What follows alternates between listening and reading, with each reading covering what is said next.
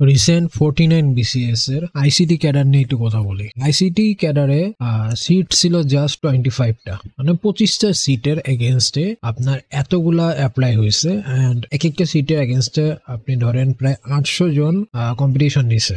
এখন বাংলাদেশে কিন্তু টিচারের আসলে অভাব আছে, স্পেশালি আইসিটির। মানে 49 বিসিএস কে তারা নাম দিয়েছে স্পেশাল। এখন এই স্পেশাল বিসিএস কে কেন্দ্র করে তার জাস্ট একটা সাবজেক্ট, যেমন কি আইসিটির আন্ডারে সিএসই, ট্রিপলি, আরো 4-5টা সাবজেক্টে যারা পড়াশোনা করছে তারা সবাই এই একটা ক্যাটাগরিতে এক্সাম দিচ্ছে। এন্ড এখানে অনেক যোগ্য মানুষ আছে যারা আসলে এই ক্যাডারে এই সিট পাওয়ার যোগ্য, কিন্তু ওই যে সিট সংখ্যা জাস্ট 25টা। সো এখানে অনেক যোগ্য মানুষ বাদ যাবে। এখন যেহেতু তারা এটাকে নাম দিয়েছে স্পেশাল বিসিএস, সো সিট সংখ্যা এত কম রাখার কি মানে? এইটা কোন ধরনের সিস্টেম পিএসসি চাইলে কিন্তু সিট সংখ্যা বাড়াইতে পারতো, কারণ এখানে ক্যান্ডিডেট হিউজ পরিমাণে আসছে, কম্পিটিশনও ভালো ছিল। আপনি দেখেন, আপনি অন্যান্য সাবজেক্টও বেশি স্টুডেন্ট আছেন, বাট আইসিটির টিচার কিন্তু আসলে শর্ট। কলেজ বলেন, বিভিন্ন কলেজে দেখবেন যে অন্যান্য ডিপার্টমেন্টের স্যাররা ম্যাডামরা আইসিটি ক্লাস নেয়, যেখানে আইসিটি ডিপার্টমেন্টের টিচার থাকা দরকার। যাই হোক, পিএসসি এখন যেই কাজ করতেছে এটাই আপনাদেরকে মাইনা নিতে হবে আর কি।